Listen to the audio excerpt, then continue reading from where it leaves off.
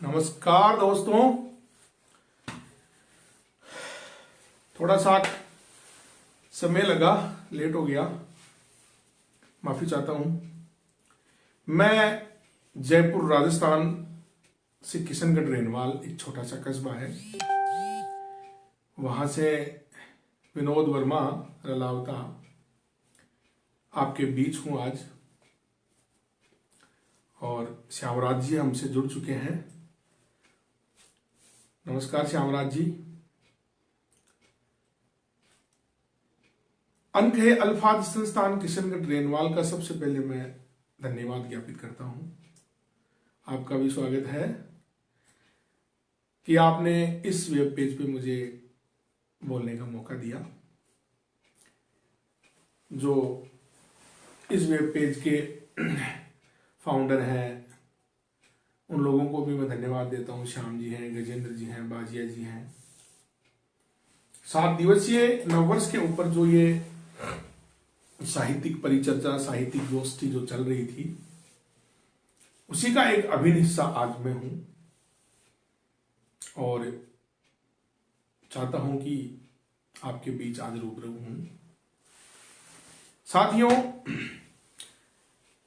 मैं जहां भी बैठता हूं, जिस भी मंच पे बैठता हूं,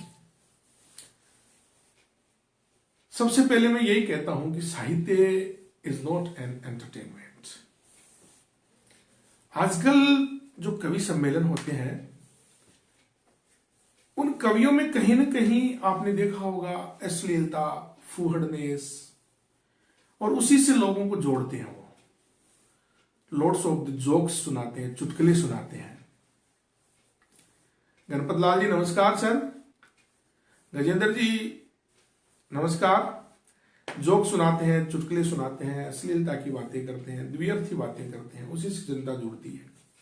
ठीक है, थोड़ी देर के लिए एक अच्छा सा मजमा सेट हो जाता है और भीड़ भी जुड़ जाती है, कुछ हंस भी लेते हैं लोग, एंटरटेनमेंट भी होता है, लेकिन that is not literature. I think वो तो लिटरेचर की हत्या है। आवाज तो आ रही होगी ना सर मेरी? एक बार बताएंगे, कहीं आवाज ही नहीं आ रही हो, ऐसा हो। अच्छी सी आवाज आ रही है? एक बार मुझे बताएंगे कि आवाज आ रही है। गणपत जी, गजेंद्र जी, मुझे बताएंगे कि मेरी आवाज आ रही है आप तक? My tongue is audible to all of you easy way में? मैं समझता हूं आवाज नहीं आ रही। क्या कोई जवाब नहीं दे रहा सर? इतने लोग जुड़े हुए हैं। एक बार बताएंगे मुझे सर कि आवाज तो आ रही है, कहीं आवाज ही नहीं आ रही हो? हाँ, तो मैं बोल रहा था कि मैं जहां भी बैठता हूं, मैं हर बार यही कहता हूं कि लिटरेचर नहीं है, साहित्य लिटरेचर नहीं है। हाँ, लिटरेचर वो नहीं है जो मजाक उड़ाएंगे, ये करे वो करे। टाइम भी बहुत कम है अपना, मैं लेट भी आया था। अपने शुरू करते हैं। कुछ लोग जुड़ भी चुके हैं, सबका उन्हें स्वागत करता हूं, धन्यवाद करता हूं, अभिनंदन करता हूं। सबसे पहली बात, आज इस भारत की एक ऐसी शख्सियत का बर्थडे है, मैं उसे प्रणाम करता हूं। क्रांति ज्योति सावित्रीबाई फुले, आज उनका जन्मदिन है और मैं समझता हूं कि हिंदुस्तान की नारियों के लिए वो किसी देवता से बढ़कर भी है। देवता इतना नहीं कर सकते किसी के लिए जितना क्रांति ज्योति सावित्रीबाई फुले ने किया है। साथियों, अपनी बात की शुरुआत क्रांति ज्योति सावित्रीबाई फुले को प्रणाम करके, नववर्ष की आप सभी को शुभकामनाएं देकर के शुरू करता हूं। चंद लाइनें मैंने माता क्रांति ज्योति ज्योतिबा फुले, सावित्रीबाई फुले के लिए लिखी थी, मैं आप तक साझा करना चाहूंगा वो लाइनें। सबसे पहले देखो साथियों, ने तो मेरे अच्छे कंठ हैं कि मैं आपको कुछ गा के सुना दूं, न मेरे पास कोई ऐसा मसाला है कि मैं आपको हंसा दूं। मेरे पास लिटरेचर है और लिटरेचर सुनने वालों के लिए निश्चित रूप से मैं खरा उतरूंगा। मैंने लिखा है कि पैर की जूती समझी जिसको, पैर की जूती समझी जिसको समाज के इन ठेकेदारों ने, और भोगने की वस्तु बनाई जिसको धर्म के इन गद्दारों ने। पैर की जूती समझी जिसको समाज के इन ठेकेदारों ने, और भोगने की वस्तु बनाई जिसको धर्म के गद्दारों ने। अरे जिंदा जलाया पति के संग जिसको मूछ ऐंठते मक्कारों ने। अपने पति के संग जिंदा जला दिया जाता था भारतीय नारी को, पति के संग जिंदा जला दिया जाता था। इन मूछ ऐंठते मक्कारों ने उस अबला को शिक्षा का हथियार दिलाया। मां सावित्री के प्रहारों ने, मां सावित्री के विचारों ने, क्रांति ज्योति सावित्री के प्रयासों ने। ऐसी मां सावित्री के कदमों को मैं पुनः प्रणाम करता हूं, जिसने भारतीय नारी को शिक्षा का अधिकार दिलाया, प्रथम विद्यालय खोला, जिसने बहुत अपमान सहा, लेकिन फिर भी प्रथम महिला शिक्षिका थी वो, और महिलाओं के लिए पहला स्कूल खोला था उसने। साथियों, आज हम नववर्ष के जश्न में बैठे हैं कि नववर्ष मना रहे हैं। पिछला जो बीता सत्र है, बीता वर्ष है, बड़ा टिपिकल गुजरा है। बीता सत्र तो शायद ही कोई ऐसा ऐसी कोई शख्सियत होगी जो उसको भुला सके, नहीं भुला सकता कोई भी। मैं अपनी मातृभाषा मायड़ भाषा राजस्थानी में पिछले सत्र के कुछ दर्द आप तक पहुंचा रहा हूं, और मैं चाहूंगा कि आपको निश्चित रूप से पसंद आएंगे। अपनी राजस्थानी भाषा में मैंने पिछले वर्ष के लिए लिखा है कि जब याद करूं पिछला बरस ने, जब याद करूं पिछला बरस ने, नैना में रक्त उतर आवे, पटरिया पर पड़ी लासारी सूती सी हुक जगा जावे। जब याद करूं पिछला बरस ने, नैना में रक्त उतर आवे, पटरिया पर पड़ी लासारी यादा सूती सी हुक जगा जावे। बात तालाबंदी पूरा महीना की, एक पूरे महीने ताले में रहे हम सब लोग। तालाबंदी पूरा महीना की, घर में बंद सगड़ा रहना की। सुनी सड़का सुना बाजारिया, सुनी सड़का सुना बाजारिया। बे फिल्मा पुलिस का लठ मारिया की, पुलिस का लठ मारा। बे फिल्मा थी, वीडियो आता मोबाइल पर। तो आगे, सब ही उड़ाने सतावे है, बे दिन नींदा में भी डरावे है। सब ही उड़ाने सतावे है और बे दिन नींदा में भी डरावे। आज भी याद आ जाए ना बे दिन, तो बड़ी विचित्र सी ऐसे कम कभी छोड़ती है। कोसासु चालती बैठोड़िया। अगली पंक्तियां देखिए साहब, अगली पंक्तियों में दर्द है उन प्रवासियों का जो हजारों कोसों से पैदल ही चल पड़े थे। सो कोसासु चालती बैठोड़िया, माथा पर बीटो पगा में फपोड़े हो जाते थे। सो कोसासु चालती बैठोड़िया, माथा पर बीटो पगा का फपोड़िया। अरे भूखा बिलकता दूध मुया टाबरिया, सरकारा सु मिला बस हालरिया, सरकारा सु मिला बस हालरिया। अब देखो साहब, मैं भी सरकारी सेवक हूं, उस समय मैंने भी सेवाएं दी थी। तो उस समय सरकारी लोगों के साथ भी कैसा उनका दर्द देखो आप तक पहुंचा रहा हूं कि सरकारी कारिंदा भोरू भागता, सुबह उठता ही सरकारी कारिंदा भागता। सरकारी कारिंदा भोरू भागता, 1200 आयड़ा मिनका ने पकड़ता। और गाड़ियां लिया इया फिरता, जिया पहली चिड़िया गराड़ा बांदरा पकड़ता। यह हालत थी सरकारी कारिंदों की। कोई बाहर से अपने घर में आ जाता था तो भी डर लगता था। अपना खुद का बेटा जो बाहर से कई लोगों की बेटी आए तो उनके लिए भी उन्होंने अलग व्यवस्थाएं कर दी। छत के ऊपर भाई दूसरे कमरे में रहना, तू ये रहना। पति से बाहर से आया तो वो उससे डर गई।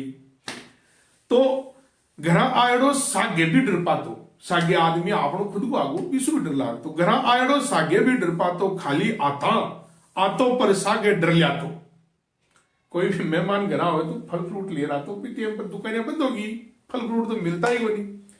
तो घरा आयड़ो सागे भी डर पातो और खाली हाथा पण सागे डर लिया। तो और मन ही मन बेजा बुरा लाग। तो और पग बुझाणता बिका जद वो ओटो जातो। पग बुझाण बासु जैसे वो बेड तो बिल्कुल सैनिटाइज करता, पग कुंदा ने सैनिटाइज करता, तो बिका पग बुझाण था। हमारी मारवाड़ी में ये ऐसा भी माना जाता है, लेकिन उस समय सारे ही खुद का बाप भी आया तो भी पग बुझाणो ही का। देखो साहब, डर भी हर चीज को लाग। तो अखबार भी को लेता लोग बाग, पीसा को भी डर लाग। तो ये रिपिया कौन उठाता भाई काट कोरोना तो कौन से। तो रिपिया सु डरपता, अखबारा सु डरपता, साग सब्जी ने 3 बार धोता। ये बाजार में सब्जी मिल जाती 3 बार धोता बिना। रिपिया सु डरपता, अखबारा सु डरपता, साग सब्जी ने 3 बार धोता। और 1200 आता तो तावड़ो तपता, और तालियां बजाता और दिया जोता, द्रवता और कहीं करता। तो साहब वो साल पिछले साल जो बीत गए वो तो भगवान कदे नहीं आवे। अंत में मैंने लिखा है कि हे राम अशो बरस कदे ही नहीं आवे, हे राम अशो बरस कदे ही नहीं आवे, डरिया डरियार जगो मिन खाने खावे। मतलब आदमी मरे तो पीली भी मरता, लेकिन डरपार मारिया वो आय मरिया, आज मरिया, काल मरिया, कोरोना को। तो हे राम अशो बरस कदे नहीं आवे, डरपार जगो मिन खाने खावे। अरे दुआई आगी अब अखबार बताओ। अब अखबारों में आने लगती भाई वैक्सीन आ गई, दुआई आगी अब अखबार बतावे, और नया साल सु सबको मन हर्षावे, नया साल सु सबको मन हर्षावे। ये पिछले साल की जो बात थी उस बात के ऊपर मैंने मारवाड़ी में अपनी माइंड भाषा में लिखा था। अब साहब पेशे से शिक्षक हूं मैं, और उस समय ये देखो पुलिस वाले और जो हॉस्पिटल वाले जो लोग थे, स्वास्थ्य कर्मी और जो पुलिस कर्मी थे, वो लोग तो अपना काम कर ही रहे थे, लेकिन एक व्यक्ति और काम कर रहा था जिसको शायद किसी को बहाना हो उसका, वो था शिक्षक। और वो सारे ही काम कर रहा था, बेचारा क्वारंटाइन सेंटरों पे ड्यूटी दे रहा था, और आदमी पकड़ भी बोई ले रही तो, वो कॉलोनियों में लठ गाड़ रहा था, आटा बांट रहा था, और there are loads of the work that is done by a teacher. तो एक शिक्षक की भूमिका इस समाज में, उस समय मैं क्वारंटाइन सेंटर में बैठे बैठे मैंने एक कविता लिखी थी शिक्षक के लिए, मैं समर्पित करूंगा शिक्षक को वो कविता।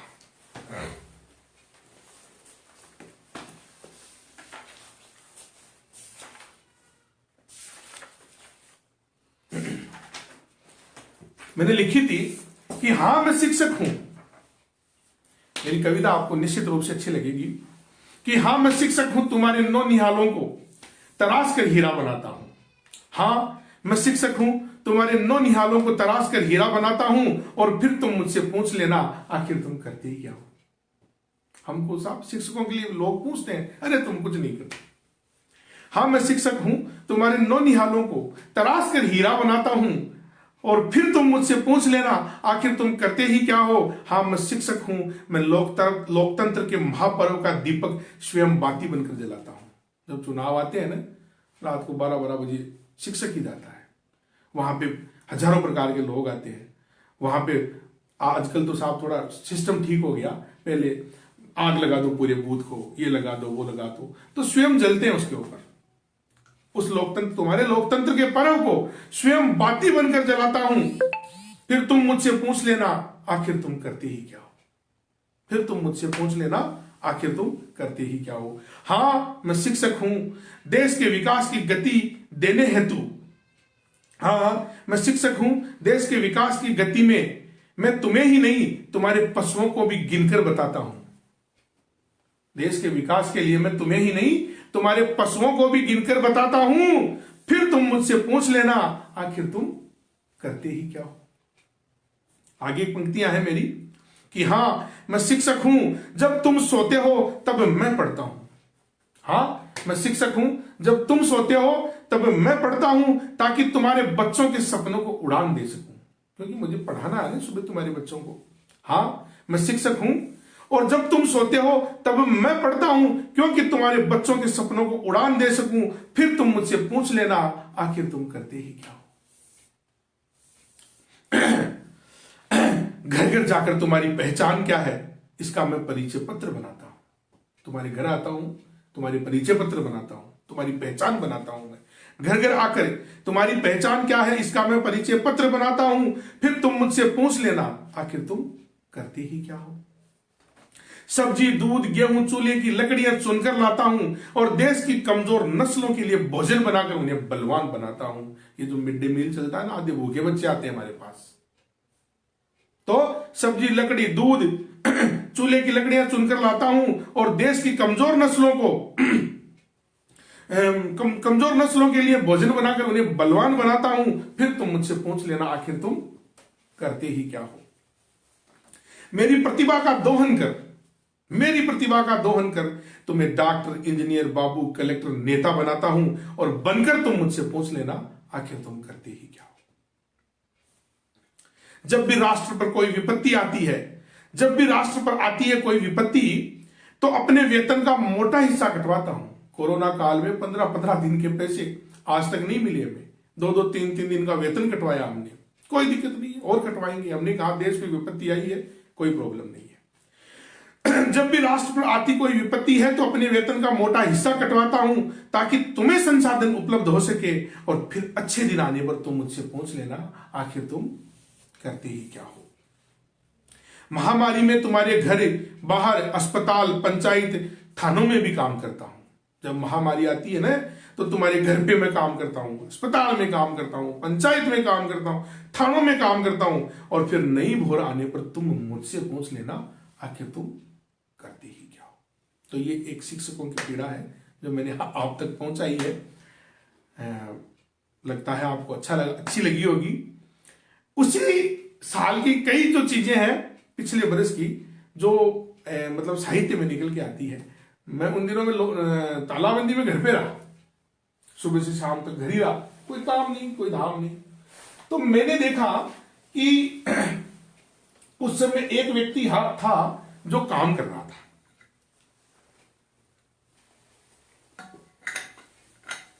मेरी पत्नी साहब, मेरी मां, सभी की पत्नियां, उनके लिए कोई लॉकडाउन नहीं था, वो तो वैसे ही थी जैसे पहले काम किया करती थी। तो मैंने उस पर एक कविता लिखी, आप तक साझा कर रहा हूं। और ये कविता मैं हिंदुस्तान की तमाम माताओं, बहनों जो पत्नी के रूप में कार्य कर रही हैं, उनको समर्पित करता हूं। देखो, मैंने लिखा कि ये तुम ही हो जिसके कदमों से मैं चलता हूं, ये तुम ही हो जिसके कदमों से मैं चलता हूं, ये तुम ही हो जिसके यत्नों से मैं रहता हूं, जाने क्यों ध्यान न जाया तुम पर। मैं बहुत कविताएं लिखते हैं आजकल, शिक्षक पे लिख दी, उस पे लिख दी, फलाने पे लिख दी, वो प्रेमिका पे लिख दी, प्रेमी पे लिख दी, भगवान पे लिख दी, बालाजी पे लिख दी, वो मैं जी पत्नी पे कभी कोई कविता ही नहीं लिखता, पत्नी पे तो जोक लिखते हैं लोग। तो मैंने लिखा कि ये तुम ही हो जिसके कदमों से मैं चलता हूं, ये तुम ही हो जिसके यत्नों से मैं रहता हूं, जाने क्यों ध्यान न जा पाया तुम पर, ये तुम ही हो जिसके हर दुख, ये तुम ही हो जिसके साथ हर दुख में सहता हूं, ये तुम ही हो जिसके कदमों से मैं चलता हूं। आगे लिखा मैंने, भारत की समस्त बेटियों के ऊपर ये लाइन है कि कल आई थी तुम सब मेरे लिए छोड़कर, कल आई थी तुम सब मेरे लिए छोड़कर, सिर्फ मुझे पाने के लिए अपनों को खोकर, कर्तव्य निर्वहन में भूल गई तू अपना यौवन, कॉफी के लिए तत्पर उठूं मैं जब सुबह सोकर, सुबह उठते ही मुझे पहले कॉफी का कप तुम ही देती हो, कैसे खड़ी रहती हो मेरे लिए। तो कल आई थी तुम मेरे लिए सब छोड़कर, सिर्फ मुझे पाने के लिए अपनों को खोकर, कर्तव्य निर्वहन में भूल गई तू अपना यौवन, और कॉफी के लिए तत्पर उठूं जब मैं सोकर। आगे कहता है कि लिखता हूं मैं रोज दुनिया के लिए, लिखता हूं मैं रोज दुनिया के लिए, ध्यान ही नहीं गया तुझ पर मेरा कभी प्रिय, सहज सुलभ शायद कदर नहीं मुझे, सह लेती हो सब सितम तुम मेरे लिए। तुम मुझे सहज मिल गई इसलिए मुझे कम कदर है, शायद ऐसा लगा। सह लेती हो तुम सब सितम मेरे लिए, भोर से सांझ तक सिर्फ मेरे लिए जीती हो, भोर से सांझ तक सिर्फ मेरे लिए जीती हो, भर जाती हो मेरे साथ अंदर चाहे रीति हो, स्वाद रुचि आदत कुछ भी तो अब तुम्हारी नहीं है, स्वाद रुचि आदत कुछ भी तो अब, अरे मुझे बैंगन पसंद नहीं है तो तुम्हें भी पसंद नहीं है, मुझे मटर पसंद नहीं है तुम्हें भी नहीं है, बस तो मुझे जो पसंद है वही तुम्हें पसंद है। तो स्वाद रुचि आदत कुछ भी तो अब तुम्हारी नहीं है, इतना समर्पण है देवी कहां से लाती हो, इतना समर्पण है देवी कहां से लाती हो। और बेटी से बहू बनने का ये सफर कैसा, बेटी से बहू बनने का ये सफर कैसा, मानव का पदार्थ की तरह भौतिक परिवर्तन जैसा।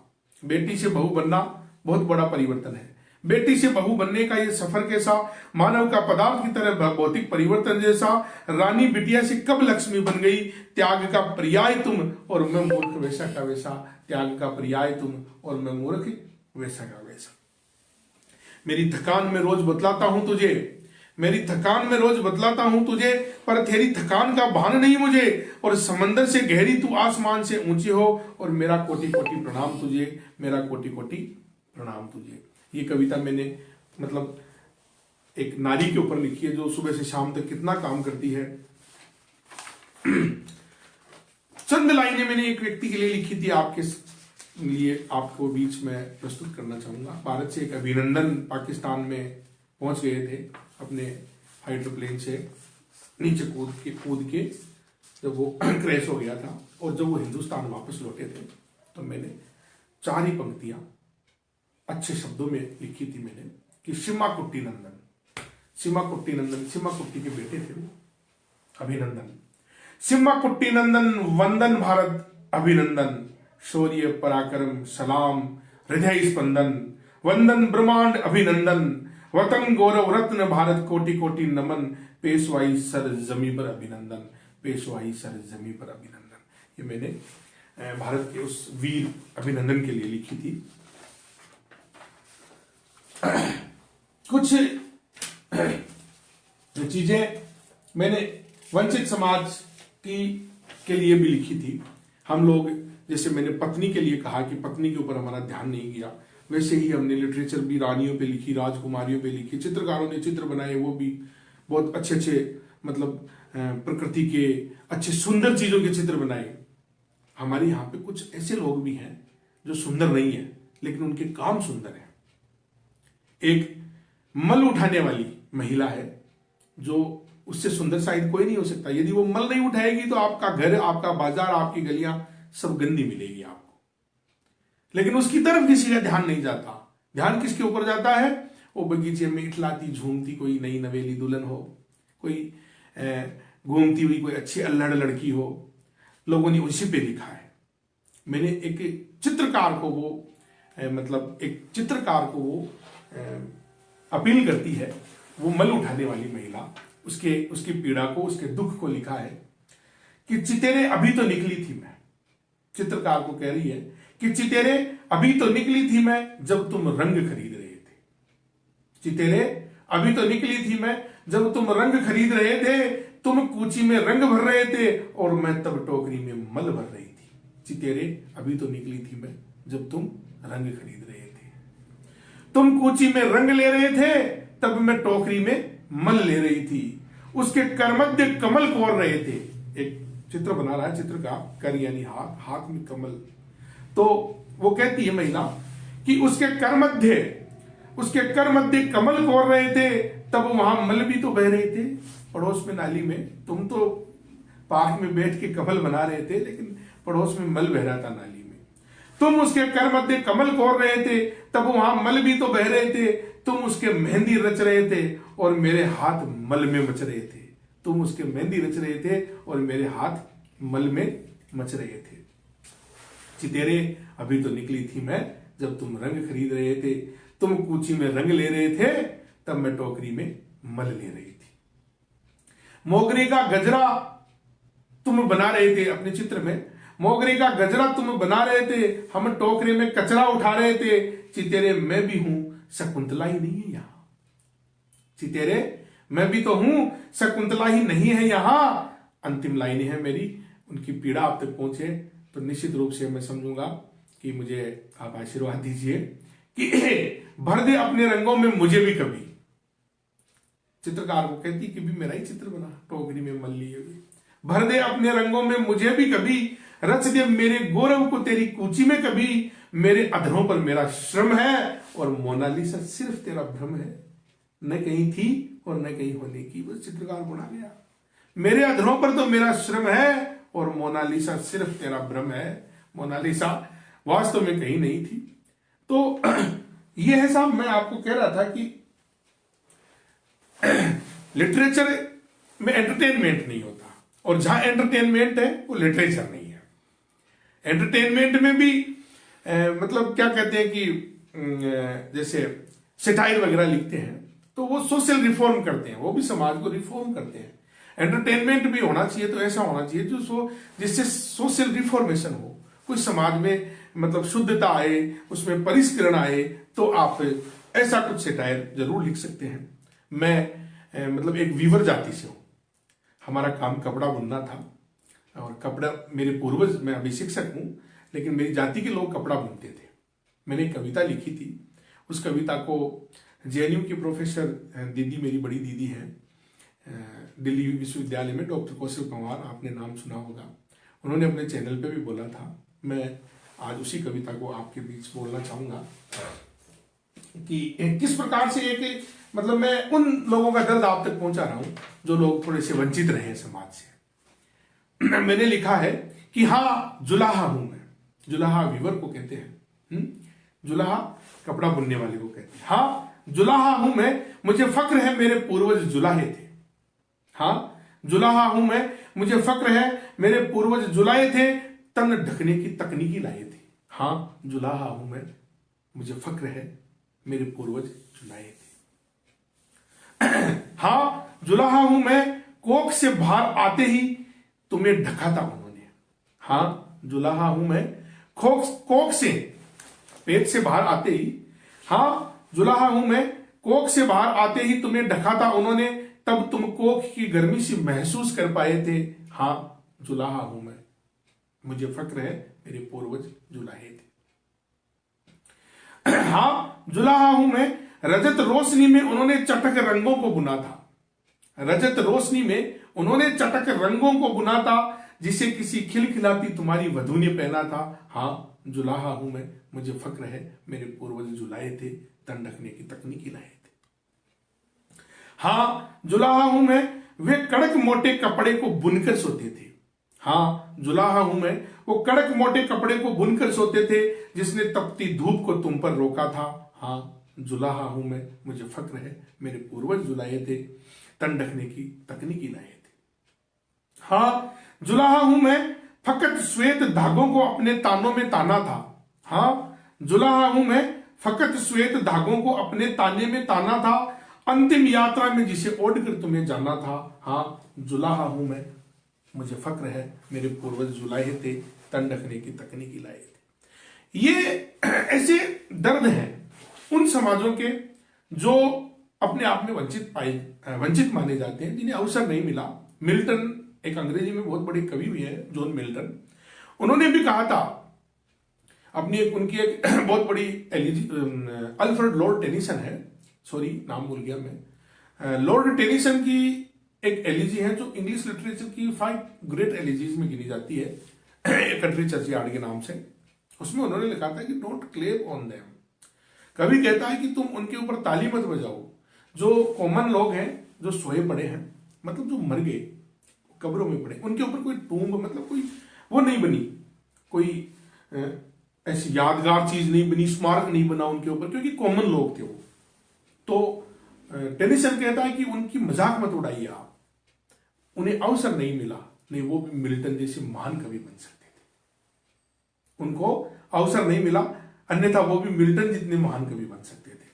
तो कुछ ऐसे दर्द हैं उन समाजों के, उन लोगों के जिनको अवसर नहीं मिला। और ऐसे ही जैसे सावित्रीबाई फुले को मैंने प्रणाम किया सबसे पहले, ऐसे ही बहुत से लोग हुए हैं जिन्होंने अपने प्रयासों से उन वर्गों को आगे बढ़ाया है, आगे आ रहे हैं, ऐसी बात नहीं है। अंत में सुनाने को तो बहुत कुछ है।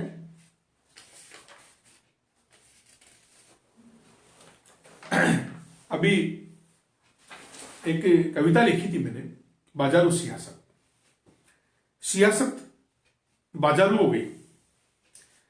आपको देखा होगा कि वहां से विधायक बिक गए, वहां से एमपी बिक गए, वो सरकारें बदल रहे हैं, वो सरकारें बदल रहे हैं। अरे यार ये क्या हो रहा है? मैंडेट जिसको मिला है उसको राज क्यों नहीं करने दे रहे आप? पैसे दे करके उनके विधायकों को खरीद रहे हैं, फरोख्त कर रहे हैं, सरकारें बदल रही है, चेंज हो रही है। तब लिखा था मैंने कि मैंने तुझे नहीं तेरे विचारधारा को चुना था। हम वोट व्यक्ति को नहीं देते हैं, व्यक्ति की विचारधारा को देते हैं, और वही व्यक्ति अपनी विचारधारा छोड़ करके किसी दूसरी विचारधारा में चला जाता है तो वो वोटर ठगा सा महसूस करता है। मैंने तुझे नहीं चुना था, तेरी विचारधारा को चुना था, और तू विचारधारा छोड़ अर्थ के प्रवाह में बिका था। मैंने तुझे नहीं चुना था, तेरी विचारधारा को चुना था, और तू विचारधारा को छोड़ अर्थ के प्रवाह में बिका था। धोखा दिया है तूने मुझे और मेरे समर्थन को, धोखा दिया है तूने मुझे और मेरे समर्थन को, छल लिया है तूने विचार और मेरे मंथन को। मैंने तुझे नहीं तेरी विचारधारा को चुना था और तू विचारधारा छोड़ अर्थ के प्रवाह में बिका था। ये बिकने वाले उस सांसद और विधायक को विधायक को मैं कह रहा हूं, उस सांसद को कह रहा हूं मैं। स्तब्ध निशब्द असहाय में, स्तब्ध निशब्द असहाय में चला अब संसद की ओर। देखिए मैं इस राष्ट्र के पूरे करप्शन को अपने शब्दों के माध्यम से आप तक पेश कर रहा हूं। किस प्रकार से इस देश का लोकतंत्र, इस देश का संविधान, इस देश का सिस्टम कैप्चर कर लिया गया है या कैप्चर कर लिया जाता है।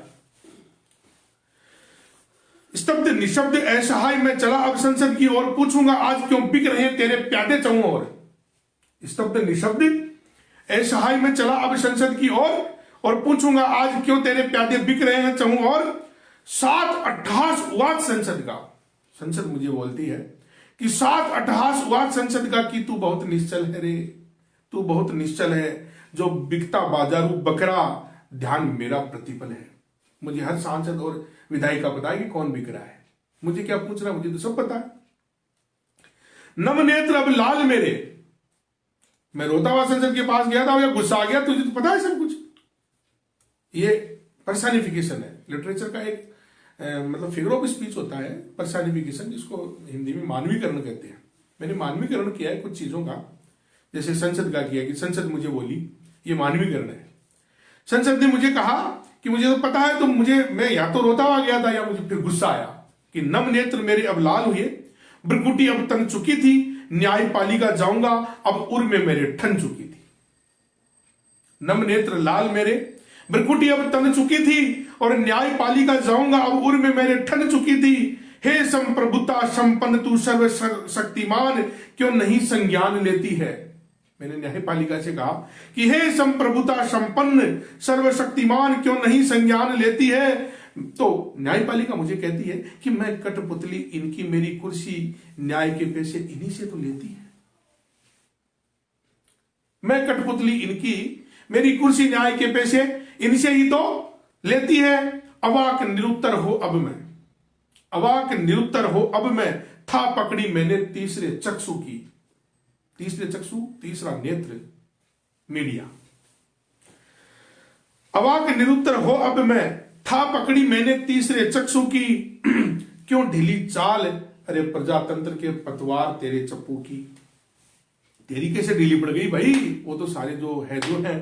मैंने कहा कि अवाक निरुत्तर हो अब मैंने, था पकड़ी तीसरे चक्षु की। क्यों ढीली चाल प्रजातंत्र के पतवार के चप्पू की। तो भड़क उठा वो चतुर्थ स्तंभ, वो चौथा स्तंभ भड़क उठा। भड़क उसको चौथा स्तंभ बोलते हैं, तीसरा नेत्र बोलते हैं मीडिया को, लोकतंत्र का, संविधान का, लोकतंत्र का चौथा स्तंभ और वैसे तीसरी आंख। क्यों भड़क उठा वो चतुर्थ स्तंभ, बोला मुझे बस इतना कहना है, सत्य नहीं जो तुम पढ़ते सुनते, वो सब सिर्फ धन की गर्जना है, वो सब सिर्फ धन की गर्जना है। लुटा पिटा थका लौटा फिर द्वार उसी क्षत्रप को। क्षत्रप कौन, जिसने इनको बनाया है, जिसने इनको सांसद बनाया, विधायक बनाया। मैं उसी के पास आया रोध होकर के कि लुटा पिटा थका लौटा फिर द्वार उसी क्षत्रप को, उस विधायक के घर आया, सांसद के घर आया और उसको आके कहा कि बता क्यों बेचा जमीर मेरा जहां चाहा उस पत्रक को। मैंने कहा मैंने तुझे वोट देके तेरी विचारधारा को चुन करके तुझे भेजा था, तूने मेरे को जगह जगह भेज दिया। तो मैंने आया उसी क्षत्रप के कि बता क्यों जमीर बेचा मेरा जब चाहा उस पत्रक को। तो वो कहता मुझे कि बड़ा भोला तू बहुत तेज है। देखिए साहब, मैंने बहुत अच्छा मतलब अंत में जज्बेंट लिखा है कि वो एक क्षत्रप मुझे बोलता है कि बड़ा भोला तू बहुत तेज है, क्यों जान अनजान बनता है, जाति धर्म धन शराब में पहले लोकतंत्र में तू ही बिकता है। जाति धन शराब धन इन सब में लोकतंत्र में पहले तू ही बिकता है। जिस दिन सबसे पहले बिकना तू बंद हो जाएगा, उस दिन लोकतंत्र इस देश में गुलाब सा खिल जाएगा, उस दिन लोकतंत्र इस देश में गुलाब सा खिल जाएगा। और जिस दिन योग्यतम को चुनना तू यहां सीख जाएगा, उस दिन भारत का श्रेष्ठ संविधान लागू हो जाएगा, उस दिन भारत का श्रेष्ठ संविधान लागू हो जाएगा। साथियों, समय भी हो चुका है और समय की भी सीमा होती है। मुझे 3 से 4 का स्लॉट मिला था, केवल 5 मिनट बच रहे हैं। 5 मिनट में नया कुछ मैं आपको सुना नहीं सकता। पुनः एक बार सभी आप लोगों से मैं रूबरू हुआ। कोई बहुत बड़ा कवि नहीं हूँ, बहुत बड़ा शायर नहीं हूँ, बहुत बड़ा लेखक नहीं हूँ और बहुत बड़ा गीतकार नहीं हूँ। थोड़ा बहुत लिख लेता हूँ, जो देखता हूँ उन सबको आपको सुनाया मैंने, मुझे बहुत अच्छा लगा। आप सब लोग जुड़े, पुनः मैं आप सबको धन्यवाद देता हूँ, स्वागत करता हूँ, साधुवाद करता हूँ और अनकहे अल्फाज संस्थान के सभी एडमिनिस्ट्रेटर्स का स्वागत करता हूँ। जय हिंद, जय भारत।